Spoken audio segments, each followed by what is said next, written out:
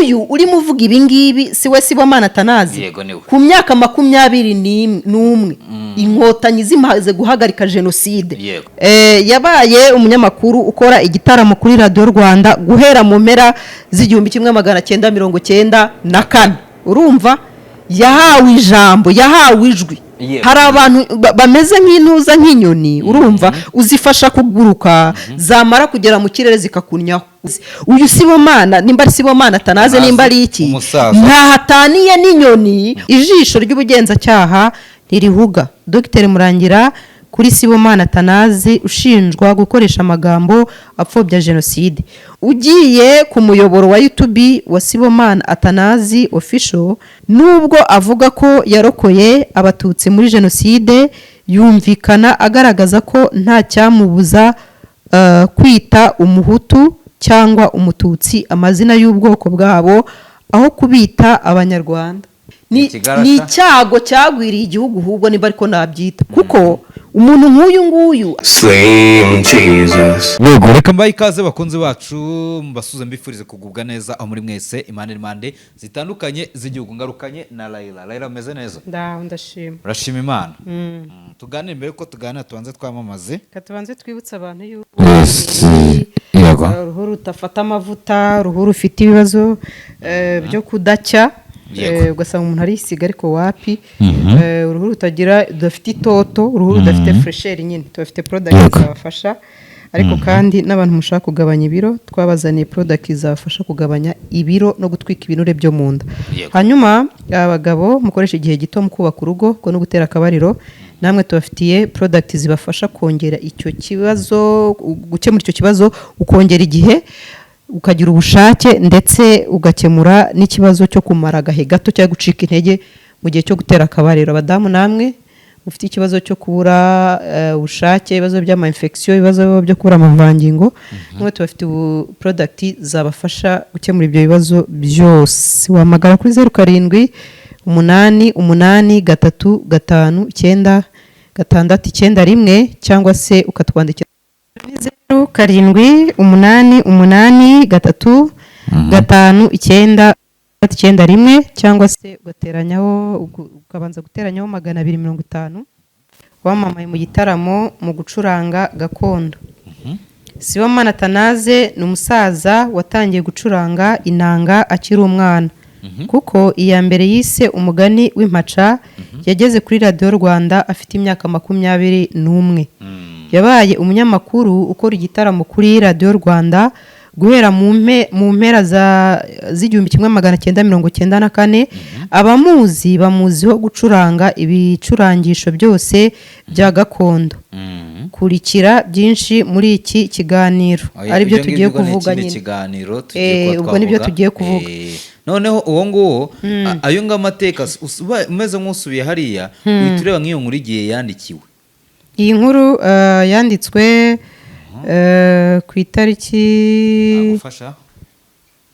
yanditswe 2021. Yego, imyaka inga 3 irashize bavuga ngo ni umusaza. Ni umusaza nyine mu nkuru bibutsagamo akantu ko ari umusaza waranzwe n'ibyo bigwi byose. Uwo musaza rero uwo ngo wiswe umusaza rero rwose, nimba navuga ko asubiye bwana simbizi.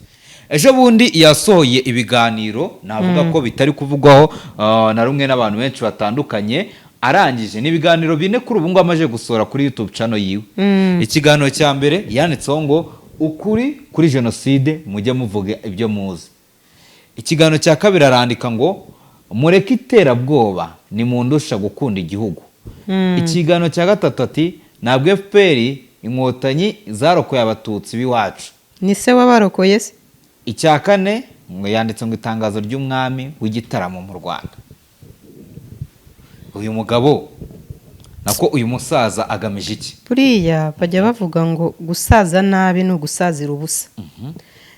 Buriya kuba umuntu mukuru, ukaba mukuru noneho ushaje nkawe, warangiza ugasazira ubusa, ni ishyano rirenze andi mashyano yose yabayeho. Kuko nta kintu ubukuru bwawe buba bumariye abo ngabo uruta.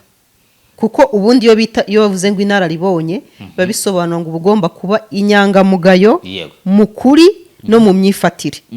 Rero iyo utangiye gufata amateka y'igihugu cyawe cyakubakiye ubuzima nk'uku, kuko ni nayo mpamvu duhereye kuri iyi nkuru turimo tubanza kumenya amateka, urabona ko yatangiye ibikorwa bye by'ubucuranzi nyuma ya jenoside, kuko tubonye ko yatangiye gucuranga kuri radiyo, urumva afite 21 hari nyuma ya jenoside. Nyuma ya jenoside izo nkotanyi arimo avugaho zimaze guhagarika jenoside, sibyo? Zirangije zinamuha akazi. Urebe ukuntu umuntu agira gutya agafata ukuboko kwamutamitse akakuruma. Ubundi hari abantu, reka nkubwire, ngewe reka nge rimwe na rimwe njya mbwira aba bavandimwe b'inkotanyi, ijuru ubundi ni iryanyu, mwararigabanye kuko ibyo mwakoze nta muntu uwo ari we wese wabisibanganya mu gitabo Imana yanditse, kuko mwatabaye ubuzima pe, mwarokoye abantu. Rero umuntu uwo ari we wese waza ashaka kugoreka amateka avuga ibyo yiboneye, nta kintu cyahindura kuko uri twebwe nk'abanyarwanda tuzi ndetse n'amahanga azi, sibyo? Uyu nguyu urimo uvuga ibi ngibi si we Sibomana Atanazi, ku myaka 21 inkotanyi zimaze guhagarika jenoside, kuri iyo myaka ari mukuru cyane, yaramaje kubona ibibaye, abona n'ababihagaritse. Arangije abo babihagaritse baraza bamuha n'akazi, bamuzamurira izina. Ariko rero ushobora kuri kwibeshyamo, ku myaka 21 nibwo yatangiye, nuza ahubwo kuri 94 nibwo yagiye kuri radiyo. Ashobora kuba kuri 94 yatangiye kuri radiyo afite imyaka irenga. Ariko niho yatangiye, nyine ndimo ndakuvuga ku myaka 21 niho yatangiye gukorera kuri radiyo. Oya, kuri 21 nibwo yasohoye icyo gisigo cyiwe. None muri 94 nibwo yagiye kuba yakora kuri. Oya, tureka tusubiremo inkuru neza. Ariko uko byagenda kose icyo gisigo cyiwe nta muntu wari bukimenye atahawe ijambo, sibyo? Atahawe ijambo. Nakomeje kumva mu biganiro yakoze ko hari agace gato yanumvishe avuga ko ngo hari ahantu atahawe ijambo, sibyo? Yabaye umunyamakuru ukora igitaramo kuri Radio Rwanda guhera mu mpera z'1994. Urumva, yahawe ijambo, yahawe ijwi, sibyo? Muri 1994 mbere yaho yabaga he? Yararaho nyine nk'abandi bose. None se ninde wari bumumenye? No kuba turimo tumuvugaho uyu muntu ni izina yazamuriwe n'igihugu, nyine yazanamuriwe n'izo nkotanyi arimo avuga nabi, sibyo? Kuko zamuhaye umwanya, suko rero wari ufite ibintu birenze cyane kurusha abandi, sibyo? Nuko bamugiriye icyizere. Kuki mbere wose atagiye gukora kuri ya maradiyo yandi yari ahari? Nibyo nanjye ndi kukubaza. Hanyuma hari abantu bameze nk'intuza nk'inyoni, urumva, uzifasha kuguruka, zamara kugera mu kirere zikakunyaho. Uyu nawe nicyo navuga, ni nka kameze. Uyu Sibomana, nimba ari Sibomana Atanaze, nimba ari iki, ntahataniye n'inyoni ukura mu mufatangwe w'intuza w'ibiti aho yafashwe, urumva, ukayifasha kuguruka, urumva. Nko kuvuga ngo uyibohoye amababa yayo yifashije kuguruka, yagera mu kirere ntiyibuke ko ari we boss yifashije kuguruka igahita ikunyaho. Uyu nawe nicyo akoze. Bamuhaye izina, bamwubakira izina, bamuha ijwi, sibyo? Bamuha ubuzima, none arimo aravuga ubusa. Ariko koko nta n'isoni agira. Iki gihugu arimo avuga nabi ntikirimo abuzukuru be. Iki gihugu arimo avuga nabi ntikirimo abavandimwe be. Erega hari abantu ngewe njya ntekereza nkabibaza se, iyo wikunze ku rwego rw'uko wibagirwa abavandimwe bawe barimo aho hantu uri kuvuga nabi, uba wumva nta soni ufite? Ikibazo. Kuko uyu Sibomana mukuri sinavuga yuko kuko biri kose ahari ntabwo yajyanye n'umuryango we wose, sibyo? Kuko ejo nahoze mbona ibiganiro byabo mu muryango we bumiwe, nabo bavuga bati, abonye muri karitsiye ukuntu byari bimeze. Pastor Claude yagiye rwose muri karitsiye, abantu baravuga bati uyu mugabo rwose ntabwo akagombye kuba yavuga ibi. Kandi n'abagenzi be b'abanyamakuru, ari umunyamakuru numvishe baziranye bya hafi mu kanya, ni wavuze uyu mugabo ngo ntabwo byanunguye, ngo kubera ko ngo nimba ngo amaso yenda g'ikintu yavuze ko nyine ari amaco yenda, nuko ngo yari umunyenzara, ni inzara yamukoresheje. ariko se iyo inda igukoresheje ugahemukira igihugu cyawe, yego, uba wumva iyo nda koko ahubwo utameze nk'uri kwijomba agahwa ku ntuza. ikibazo uri n'umusaza, ahubwo uri n'umusaza ugiye gupfira ubusa cyangwa se gusazira ubusa, azasiga inkuru ki ku musozi, wa mugani wa ya ndirimbo.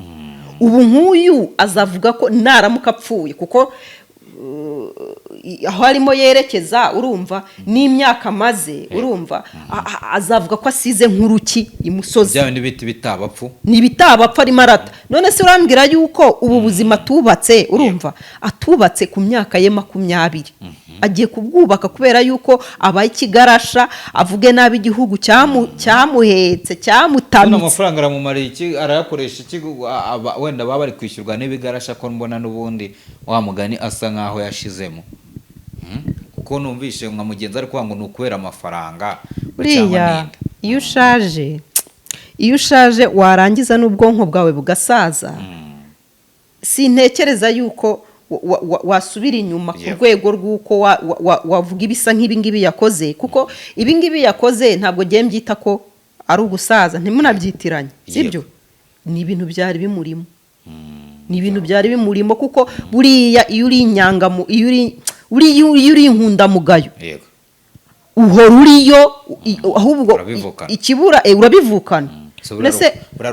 none se ntihari abo bakoranye nawe n'ababanye nawe icyo gihe avuga, kandi batavuga ibisa nk'ibi ngibi, kandi kubera yuko atari uko ibyo ari kuvuga ari ukuri, ahubwo ari ukubera yuko bo bahagaze ku kuri kuko bazi, bakanga kugira gute, guhemukira no gutatira igihango, sibyo?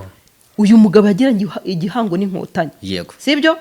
kubera yuko nimba mu gihe cya jenoside yakorewe abatutsi muri 1994, urumva yararokoye abatutsi nk'uko abivuga, sibyo? nawe hari neza yituwe, siko? hari neza yituwe. ese ubundi bwo yarokoye abatutsi kugira ngo bazamanike isura ye ahantu hose yitwa intwari, cyangwa yabarokoye kuko afite umutima wo kubarokora, nimba nk'uko abivuga? avuga ko ngo bakwiriye kumushimira ngo bigende gute se? ngo bamushimire ngo nk'uko bashimira inkotanyi. hanyuma se ariko mana yanjye giye wereka nkubwire, hari abantu njya nyoberwa ibintu bavuga, nimba barakubise ubwonko, barakubise umutwe kwibuye bavuka, ubwonko bugasigara mu nda bavuyemo, kuko sinibaza ishimwe bamushimira riramumarira iki? yakaba yashimishwa nimba koko yararokoye abatutsi, yakaba yashimishwa nuko yarokoye abo bantu, kuko yabikozanye umutima yenda w'urukundo. reka twifashishe ibyo umuvugizi wa RIB Dr Murangira Bitseri yaje kuba yavuga kuri Atanazi. turifashisha inkuru iri kuri gihe.com kugira ngo n'abantu babashe kumva neza ibyo umuvugizi yavuze kuri uyu musaza. ijambo ry'umugenzacyaha ntirihuga, ijisho ry'ubugenzacyaha ntirihuga. Dr Murangira kuri Sibomana Atanazi ushinjwa gukoresha amagambo apfobya jenoside.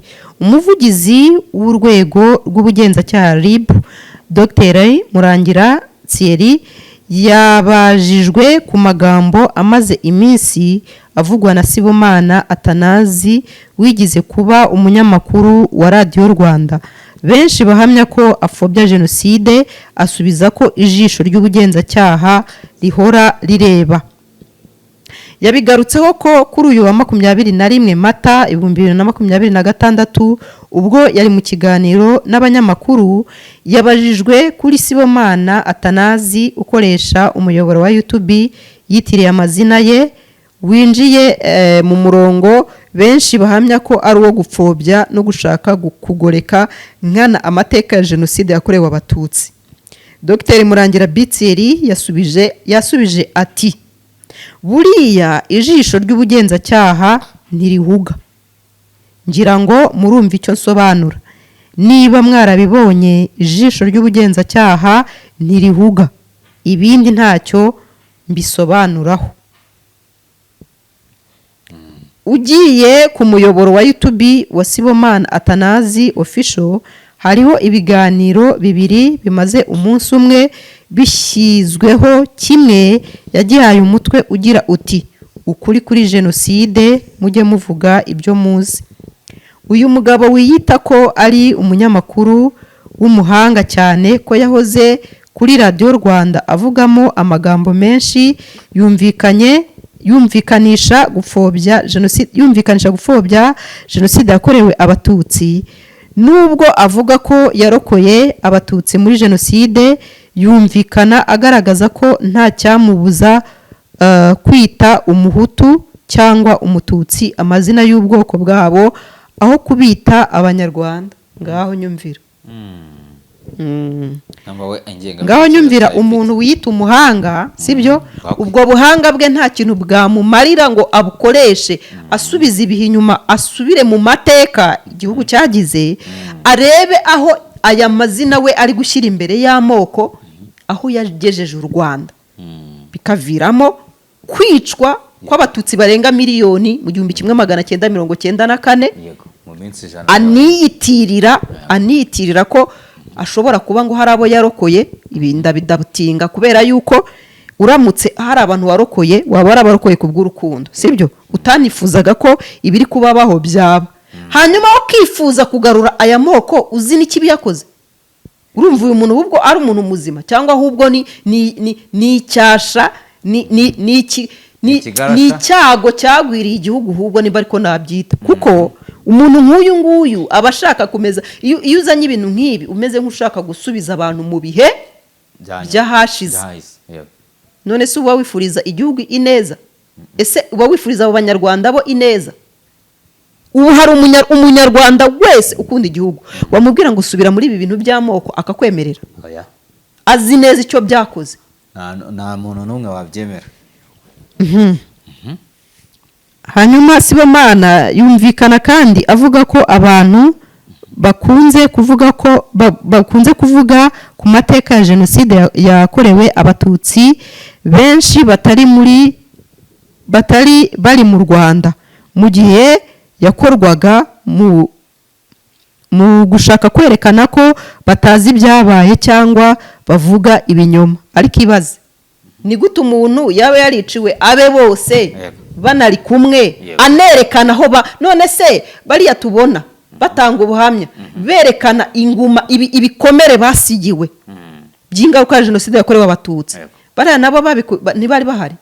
None se bahuriye he n'iriya mipanga n'ari amafuni na ziriya ntuza babakubise? Bahuriye he nabo? Ariko umuntu arifata agahakana ibintu bifite ibimenyetso. Urumva uwo muntu ari umuntu muzima? Ibi ni isi yose ibona igahinda umushyitsi. We witira ngo wari uhari ngo wanabigizemo n'uruhare ngo rwo kugira burokora, ukaza ugoreka amateka. Gusa urumva uri muzima? Gusa urumva hari abo yarokoye? Nimba agifite mindset, ahubwo uyu muntu akwiye gukurikiranwa bakareba neza ko ahubwo nimba agifite mindset yo kuvuga ngo aho kugira ngo yitwe umunyarwanda bamwita biriya bintu bijyanye n'amoko. Nagirasoza ibaruwa ukurikiye neza ibitangazwa na Sibomana uvuga ko yari mu Rwanda mu gihe cya jenoside yakorewe abatutsi kandi ko yanarokoye bamwe mu bahigwaga, usanga neza amagambo ye nta hataniye n'abahakana jenoside. Nanjye niko mbibona. Itegeko ryo mu 2013 rishyiraho icyaha cy'ingengabitekerezo ya jenoside n'ibindi byaha bifitanye isano nayo rivuga ko guhakana jenoside bishingiye ku magambo agoreka ukuri kuri jenoside. Uramfasha iyo ntuza yindi nkomeze ino nkuru, kuko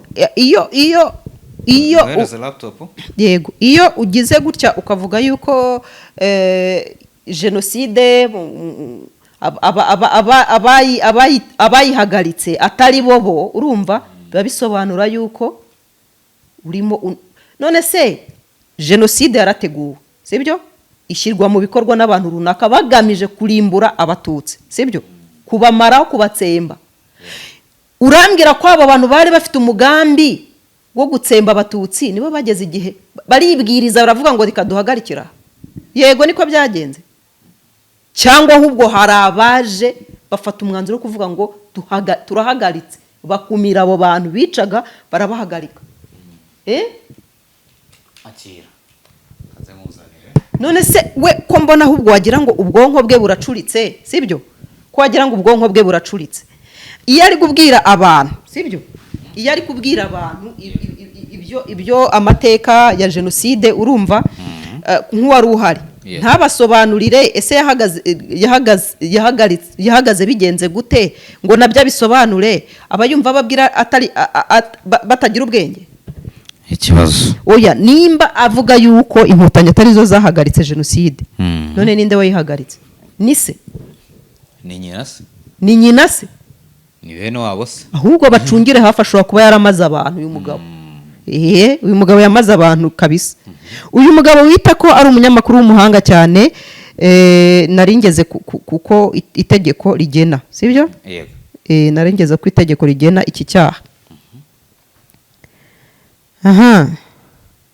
Itegeko ryo kuwa 2013 rishyiraho icyaha cy'ingengabitekerezo ya jenoside n'ibindi byaha bifitanye isano yayo rivuga ko guhakana jenoside bishingiye ku magambo agoreka ukuri kuri jenoside hagamijwe kuyobya rubanda no kwerekana ko jenoside yakorewe abatutsi itateguwe, rikomeza rivuga ko gupfobya bigizwe n'amagambo agabanya uburemere cyangwa ingaruka za jenoside yakorewe abatutsi no koroshya uburyo jenoside yakozwemo.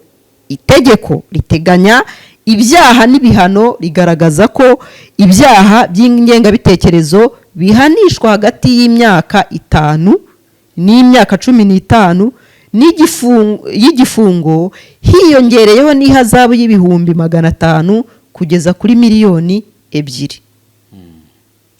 Sibyo? Ku bwanjye numva iki gihano bakabaye bacyongera kuko umuntu nk'uyu nguyu nta nabataniye no kugira icengeza amatwara agambiriye ko ibyabaye byongera kuba, kuko nimba utangiye kugarura amoko mu bantu ibi biba byarenze gupfobya. Ubwo uburi nabyita gute, uburi